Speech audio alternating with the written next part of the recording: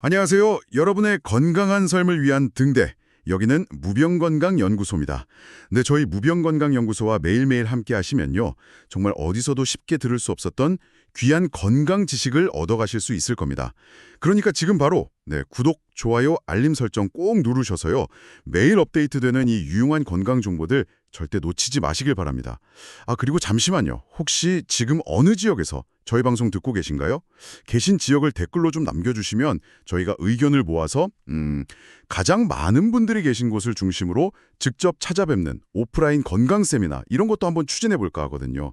네, 많은 참여 부탁드리겠습니다. 자, 오늘은 정말 많은 분들이 밤마다 겪고 계실 그 어려움, 바로 잠에 대한 이야기를 좀 나눠볼까 합니다. 밤에 잠 못 드는 거요. 천장만 멀뚱멀뚱 바라보면서 뒤척이는 시간, 혹시 새벽 2시 아니면 3시가 넘도록 잠들지 못해서 괴로워하고 계신 분들 없으신가요? 오늘 저희가 약 없이도 정말 빠르면 10초, 늦어도 한 5분 안에는 깊은 잠에 스르륵 빠져들 수 있는 아주 놀라운 방법에 대해서 자세히 좀 알아보려고 합니다. 근데 말이죠.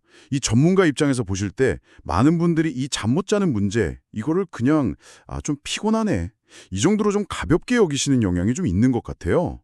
이게 실제로 우리 건강에 얼마나 심각한 영향을 줄 수 있는지 그 점부터 좀 짚어주시죠. 네, 바로 그 부분이 사실 가장 우려되는 지점입니다. 이 수면 부족이라는 게요, 결코 단순한 피곤함으로 치부할 게 아니거든요. 실제로 건강에 미치는 파급 효과가 생각하시는 것보다 훨씬 크고 또 심각합니다. 예를 들어서 제가 작년에 배웠던 74살 박철수 어르신 경우가 좀 대표적인데요.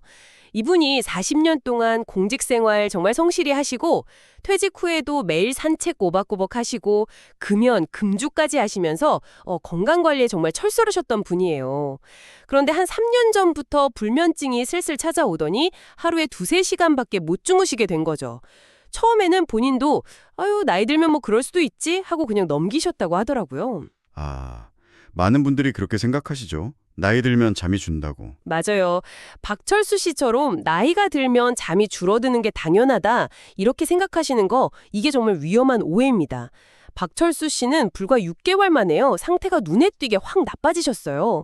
전날 저녁 식사 메뉴 기억 못 하시는 건 그렇다 치고 약속을 깜빡 잊어버리거나 나중에는 자녀분들 이름까지 막 헷갈려 하시는 거예요. 아이고. 네, 게다가 균형 감각이 떨어지셔가지고 문지방에 이렇게 걸려서 넘어지시기까지 하셨죠. 어휴, 심각했네요. 그제야 이제 덜컥 겁이 나셔서 저를 찾아오셨던 건데요.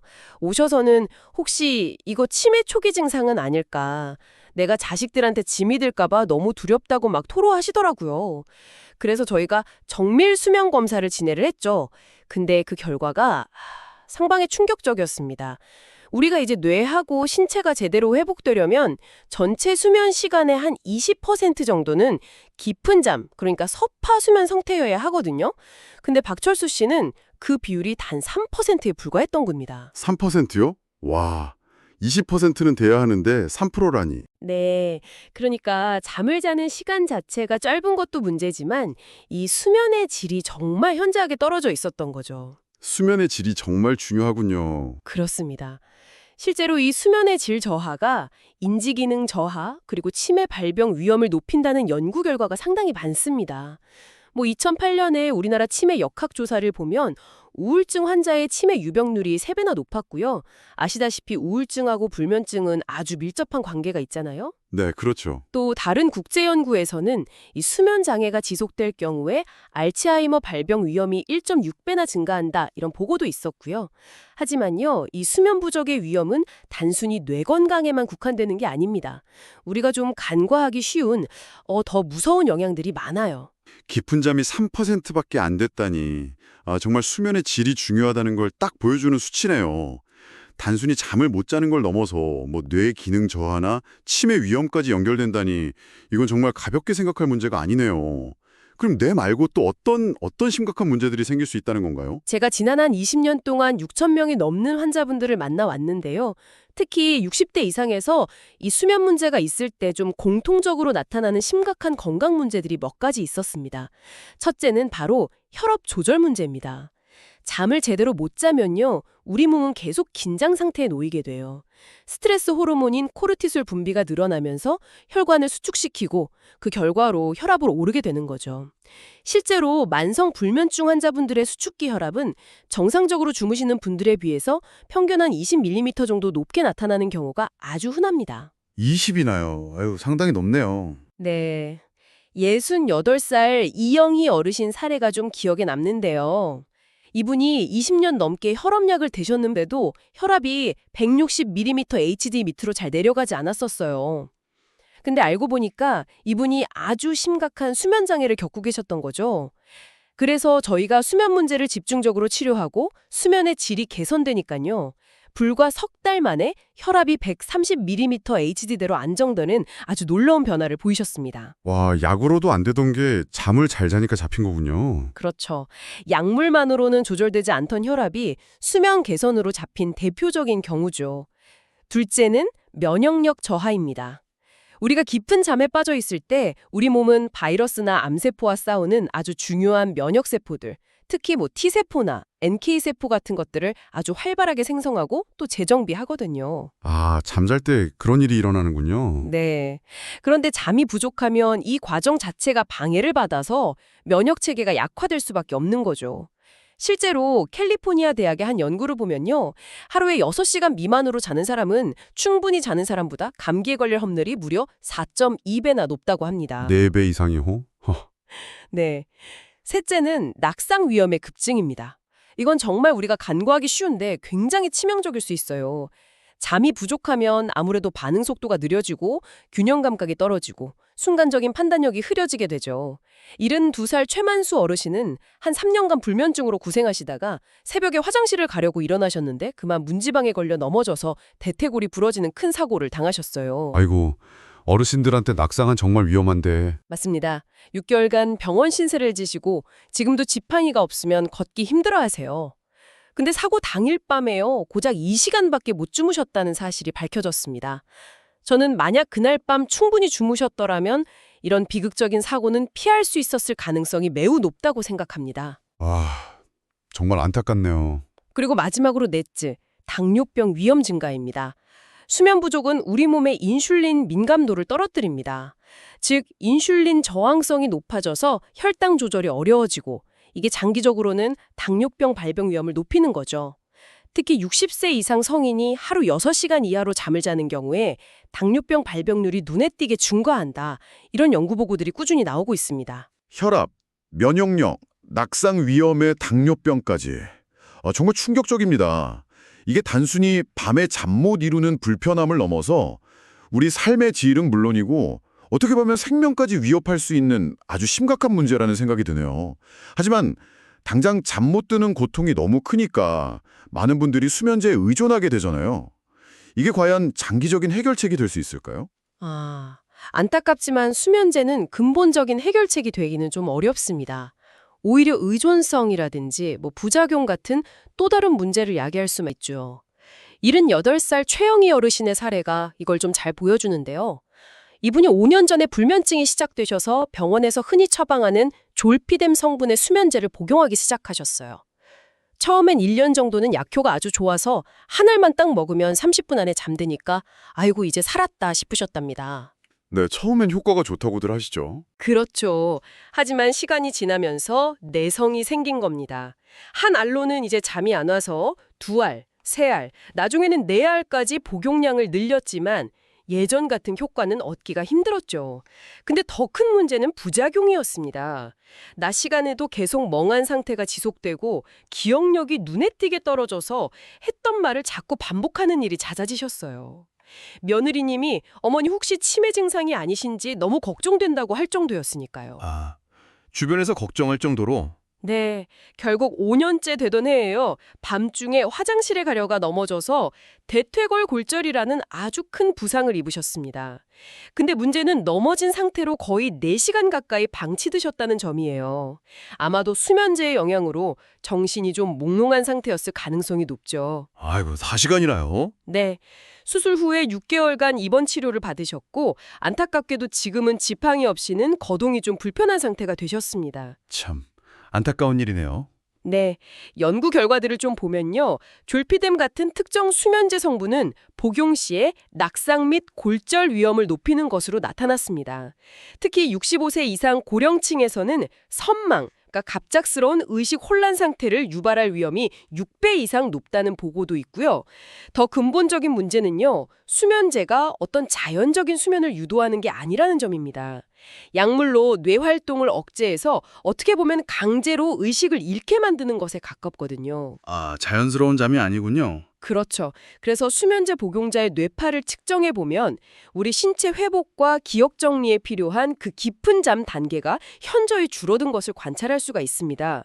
그러니까 잠을 잔 것 같긴 한데 다음날 전혀 개운하지 않고 머리가 무겁고 집중이 안 되는 이유가 바로 여기에 있는 겁니다. 아, 잠을 자기 위해 먹는 약이 오히려 더 큰 사고 위험을 높이고 정작 중요한 깊은 잠은 방해한다니 참 아이러니하면서도 좀 무서운 이야기네요.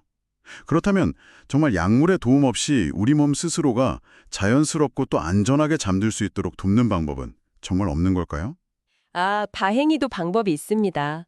놀랍게도요, 우리 몸 안에는 이미 완벽한 수면 유도 시스템이 갖춰져 있습니다. 다만 우리가 그 시스템을 활성화하는 방법을 제대로 모르고 있을 뿐이죠. 오늘 제가 중점적으로 알려드릴 이 10초 호흡법이 바로 그 열쇠입니다. 아까 말씀드린 박철수 어르신, 최영희 어르신 두 분 모두 이 방법을 통해서 수면제를 끊고 건강을 되찾는 아주 놀라운 변화를 경험하셨거든요. 오, 드디어 그 비법이 나오는군요. 네. 사실 이 호흡법의 가능성을 제가 처음 발견하게 된 계기는요. 한 10여 년 전쯤에 82살 김종호 어르신을 만나면서였습니다. 건강검진차 저희 클리닉에 오셨는데 와 정말 정정하셨어요. 80대 연세에도 매일 밤 10시면 딱 주무셔서 아침 6시에 기상, 중간에 깨는 일 없이 8시간을 꼬박 푹 주무신다는 거예요. 82래요?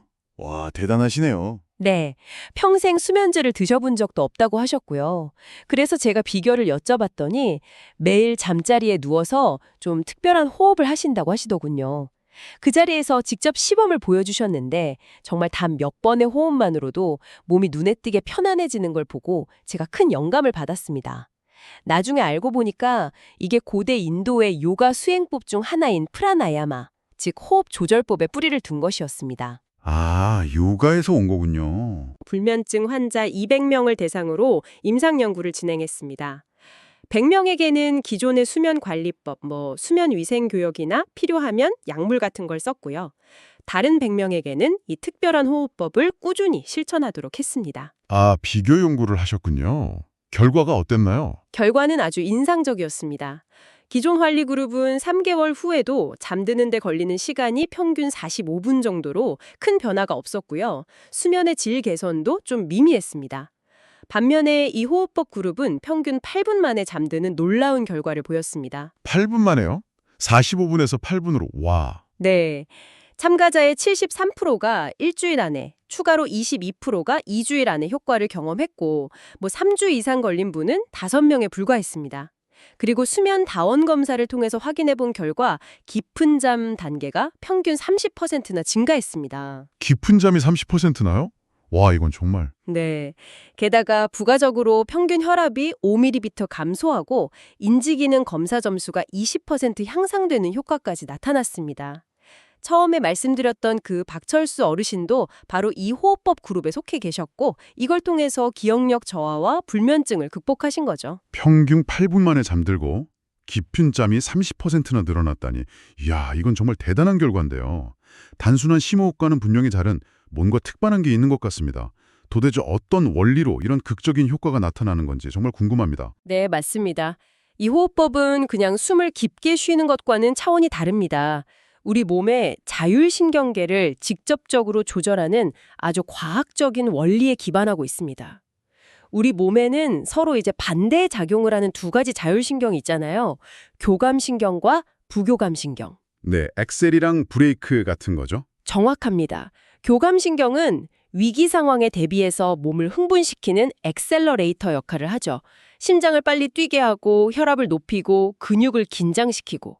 반대로 부교감신경은 몸을 쉬게 하고 회복시키는 브레이크 역할을 합니다. 심장박동을 느리게 하고 소화를 촉진하고 근육을 이완시키죠. 아하. 우리가 편안하게 잠들기 위해서는 바로 이 브레이크, 즉 부교감 신경이 활성화되어야 합니다. 몸과 마음이 충분히 이완되어야 수면 모드로 들어갈 수 있는 거죠. 그런데 문제는 보통 60세를 넘기면서 이 부교감 신경의 기능이 자연스럽게 좀 떨어진다는 점입니다. 아, 나이가 들면 기능이 떨어지는군요. 네. 그래서 나이가 들수록 몸이 긴장 상태에서 이완 상태로 전환되기가 좀 어려워지고 그래서 잠들기가 힘들어지는 경향이 생기는 겁니다.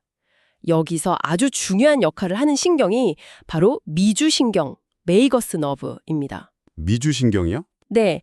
이 미주신경은 뇌에서 시작해서 목, 가슴, 복부의 주요 장기까지 쭉 연결된 우리 몸에서 가장 길고 복잡한 신경 중 하나인데요.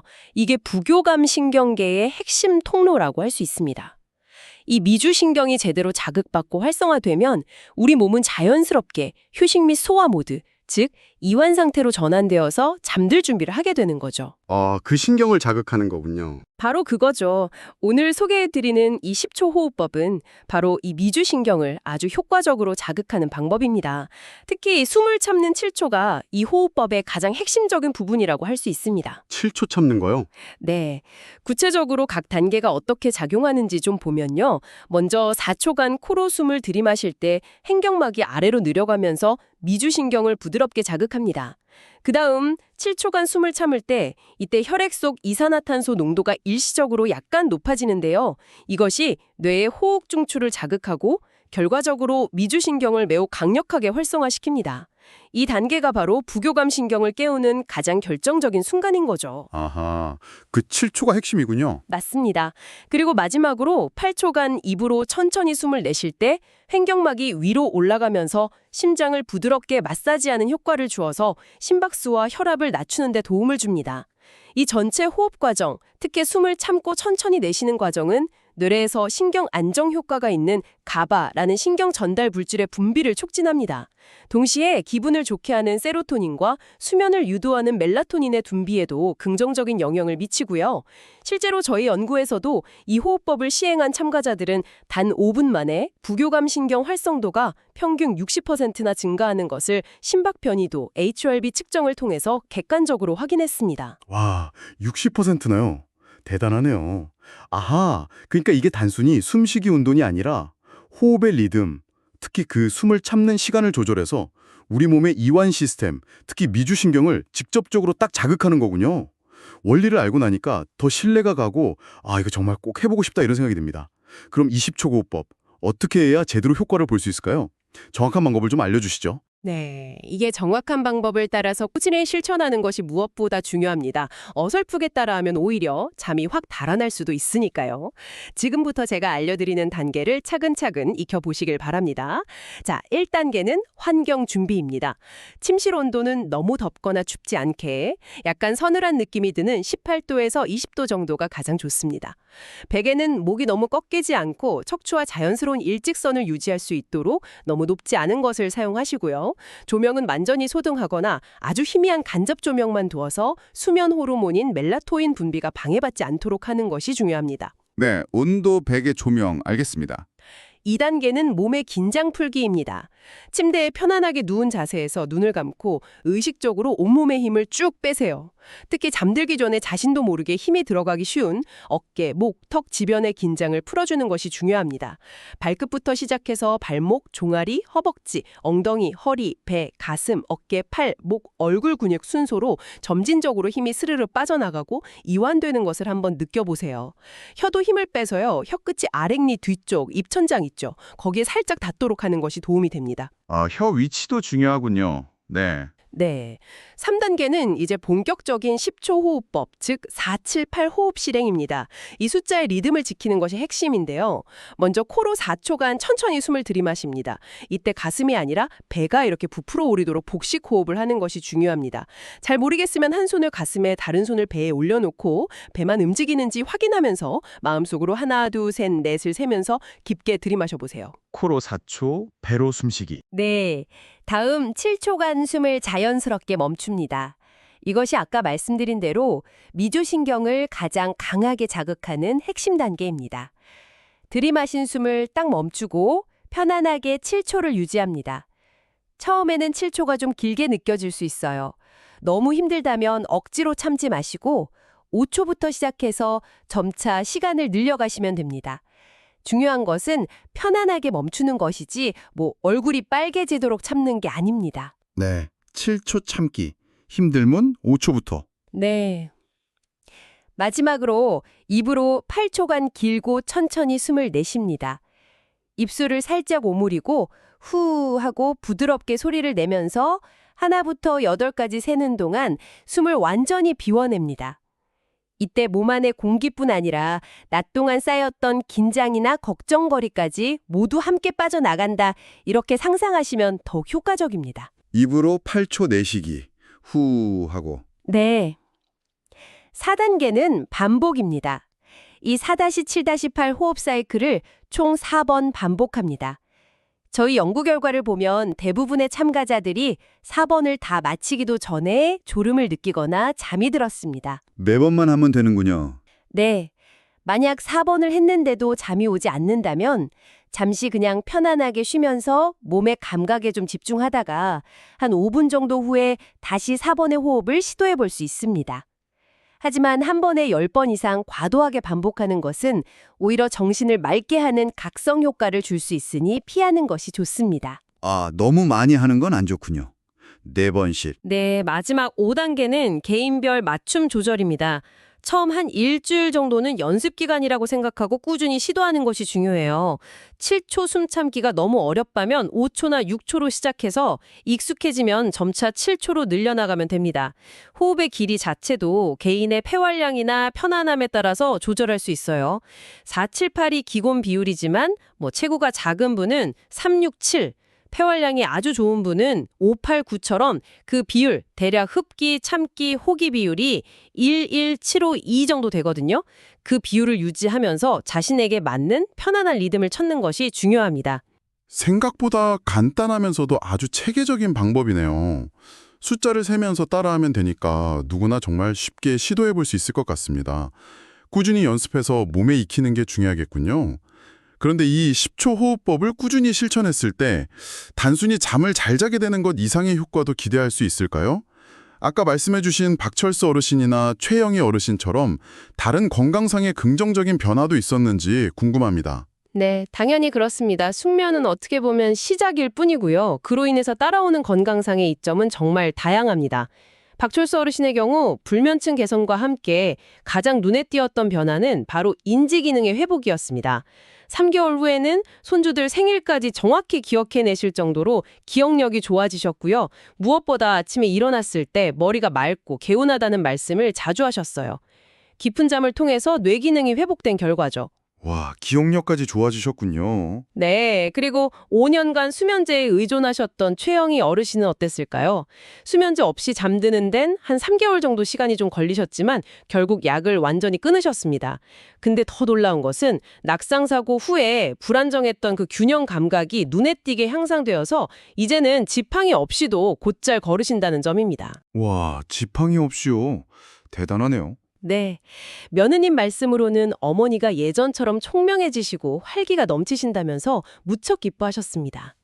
이 외에도 정말 다양한 긍정적 사례들이 있었습니다. 69살 박영수 어르신은 고혈압으로 고생하셨는데 호흡법 실천 3개월 만에 혈압이 170mm대에서 130mm대로 안정되어서 복용하던 혈압약을 절반으로 줄일 수 있었습니다. 혈압약까지 줄이셨고요. 네. 당뇨 관리에도 도움이 되어서 당화혈색소 수치가 7.8%에서 6.9%로 개선되었고요. 면역력도 좋아지셔서 예전에는 환절기마다 감기를 달고 살았는데 이제는 거의 걸리지 않는다고 하십니다. 또 75살 김미영 어르신은 고질적인 무릎 관절염 통증이 상당히 완화되었다고 하셨습니다. 깊은 잠이 염증 반응을 조절하는 데 도움을 준 것으로 보입니다. 아침에 기상할 때 무릎이 뻣뻣해서 움직이기 힘들었는데 이제 훨씬 부드러워졌다고 만족해하셨죠. 관절염 통증까지요? 네. 67살 이순자 어르신은 만성 소화불량이 개선되어서 속 더부룩함이 사라지고 식사를 편안하게 즐기게 되셨다고 합니다. 부교감 신경 활성화가 소화 기능에도 긍정적인 영향을 미친 사례죠. 와, 정말 잠이 보약이라는 말이 빈말이 아니었네요. 단순한 수면 문제를 해결하는 걸 넘어서 몸 전체의 시스템을 복구하고 최적화하는 과정이라고 볼 수 있겠습니다. 그럼 이 10초 호흡법의 효과를 더 높이기 위한 추가적인 팁이나 혹은 실천할 때 특별히 좀 주의해야 할 점이 있다면 말씀해 주시죠. 네, 몇 가지 팁과 주의사항을 잘 숙지하시면 더욱 안전하고 효과적으로 이 호흡법을 활용하실 수 있습니다. 먼저 효과를 높이는 팁입니다. 잠들기 최소 1시간, 가능하면 2시간 전부터는 스마트폰이나 TV 같은 밝은 화면을 보지 않는 것이 좋습니다. 블루라이트가 멜라토닌 분비를 억제하기 때문이죠. 네, 블루라이트 차단 중요하죠. 카모마일 같은 그런 걸 마시는 것이 도움이 될 수 있습니다. 잠들기 1시간 전쯤 따뜻한 물로 샤워나 반신욕을 하는 것도 체온을 일시적으로 올렸다가 서서히 떨어뜨리면서 자연스러운 졸음을 유도하는 좋은 방법이고요. 라벤더나 베르가모처럼 좀 심신 안정 효과가 있는 아로마 오일을 침구나 베개에 한두 방울 떨어뜨리는 것도 시도해볼 만합니다. 아로마도 좋겠네요. 하지만 이런 부가적인 방법들보다 훨씬 더 중요한 것이 있습니다. 바로 규칙적인 실천입니다. 규칙적인 실천이요? 네, 매일 밤 가급적이면 같은 시간에 잠자리에 누워서 이 호흡법을 실천하는 습관을 들이는 것이 핵심입니다. 우리 몸이 일정한 리듬을 좋아하거든요. 약 한 달 정도 꾸준히 반복하면 우리 뇌와 몸이 그 시간을 기억하고 이제 잘 시간이다라는 신호로 받아들여서 호흡법을 시작하기 전에 자연스럽게 몸이 이완되고 잠들 준비를 하게 될 겁니다. 처음 며칠은 좀 어색하거나 효과가 없는 것처럼 느껴질 수 있지만 절대 포기하지 않고 꾸준히 하는 것이 정말 중요합니다. 매일 같은 시간에 꾸준히 하는 것, 이게 제일 중요하군요. 맞습니다. 다음은 반드시 기억해야 할 주의사항입니다. 첫째, 심장질환, 특히 부정맥과 같은 심장 박동 관련 문제가 있으신 분은 반드시 시작하기 전에 담당 의사와 상담하셔야 합니다. 숨을 참는 과정이 심장에 부담을 줄 수 있기 때문입니다. 네, 심장질환자는 의사 상담 필수. 둘째, 천식이나 만성 폐쇄성 폐질환, COPD 같은 호흡기 질환이 있으신 분들도 주의가 필요합니다. 절대 무리해서 숨을 참으려 하지 마시고 본인이 편안하게 느끼는 범위 내에서만 부드럽게 실행해야 합니다. 조금이라도 숨이 답답하거나 불편함이 느껴지면 즉시 중단해야 하고요. 호흡기 질환자도 무리 금지. 셋째, 현재 수면제를 복용하고 계신 분이라면 이 호흡법을 시작한다고 해서 갑자기 약을 끊으시면 절대 안 됩니다. 금단 증상이나 반동성 불면증이 아주 심하게 나타날 수 있습니다. 반드시 의사와 상의해서 호흡법의 효과를 보면서 점진적으로 약물 용량을 안전하게 줄여나가야 합니다. 수면제 복용자는 갑자기 중단하면 안 되는군요. 네, 절대 안 됩니다. 넷째, 효과가 나타나는 시기는 사람마다 다를 수 있습니다. 어떤 분은 첫 달부터 효과를 보지만 어떤 분은 2, 3주 꾸준히 실천해야 변화를 느끼기도 합니다. 조급해하지 않고 꾸준히 시도하는 인내심이 필요합니다. 마지막으로 너무 많이 하지 마세요. 잠자리에 들 때 4사이클, 혹시 새벽에 깼을 때 다시 4사이클 정도가 적당합니다. 너무 과하게 반복하면 오히려 뇌를 깨우는 역효과가 날 수 있습니다. 네, 개인차가 있다는 점, 그리고 너무 많이 하지 말라는 점 알겠습니다. 효과를 높이는 팁과 더불어 안전을 위한 주의사항까지 이렇게 상세히 알려주셔서 정말 감사합니다. 특히 기저질환이 있거나 약물을 복용 중인 분들은 반드시 전문가와 먼저 상의하는 것이 중요하겠네요. 오늘 정말 귀한 방법을 배운 것 같습니다. 10초 호흡법, 방법은 정말 간단한데 그 안에 담긴 과학적 원리와 효과는 정말 강력하다는 생각이 드네요. 맞습니다. 이 호흡법은 비싼 약이나 복잡한 치료 없이도 여러분 안에 이미 내재된 자연 치유력을 깨워서 수면의 질을 높이고 더 나아가서는 삶 전체의 활력을 되찾도록 돕는 아주 강력한 도구가 될 수 있습니다. 82살에도 건강하게 숙면을 취하신 김종호 어르신처럼 74살에 기억력을 되찾으신 박철수 어르신처럼 또 78살에 수면제 없이 활력을 되찾으신 최영희 어르신처럼 이 방송을 듣고 계신 당신도 충분히 변화를 경험하실 수 있습니다. 네, 오늘 이야기를 통해서 잠이라는 것이 단순한 휴식을 넘어서 치매 예방, 면역력 강화, 혈압 및 혈당 관리 등등 우리의 남은 인생을 건강하고 활기차게 보내기 위한 가장 근본적인 투자라는 점을 다시 한번 깨닫게 됩니다. 특히 활동량이 좀 줄어들고 신체 기능이 저하되기 쉬운 60대 이후에는 더욱 그렇다는 점을 꼭 기억하시면 좋겠습니다. 자, 오늘 밤 잠자리에 드시면 다른 생각은 잠시 잊으시고요. 꼭 한번 시도해 보세요. 편안하게 누워서 눈을 감고 코로 넷을 세며 들이마시고 일곱을 세며 잠시 멈추고 입으로 여덟을 세며 길게 내쉬고 딱 4번만 집중해서 반복해 보는 겁니다. 꾸준히 실천해 보시고 잠의 변화를 느끼셨다면요. 댓글로 당신의 소중한 경험을 꼭 좀 나눠주세요. 당신의 성공 사례가 비슷한 어려움을 겪는 다른 많은 분들께 정말 큰 희망과 용기가 될 수 있을 겁니다. 그리고 주변에 혹시 잠 못 들어 힘들어하는 가족이나 친구분들, 특히 부모님이 계시다면 오늘 배운 이 방법을 꼭 알려주시면 좋겠습니다. 다음 주에는 더욱 흥미롭고 유익한 주제로 여러분을 찾아뵙겠습니다. 99%의 사람들이 잘 모르는 치매 발병 위험을 획기적으로 낮추는 아주 특별한 뇌운동법. 실제로 91세까지 왕성하게 활동하고 계신 노년 뇌과학자가 평생 실천해온 그 뇌 건강 비결을 저희 무병건강연구소에서 단독으로 공개할 예정이니까요. 다음 시간도 절대 놓치지 마세요. 그때까지 오늘 배운 10초 호흡법 꾸준히 실천하시면서 편안한 밤 보내시길 바랍니다. 저희 무병건강연구소 채널 구독과 좋아요, 알림 설정도 잊지 말고 꼭 눌러주시고요. 당신의 건강한 밤과 상쾌한 아침을 진심으로 응원합니다. 시작이 반입니다. 오늘 밤 꼭 한번 시도해보세요. 감사합니다.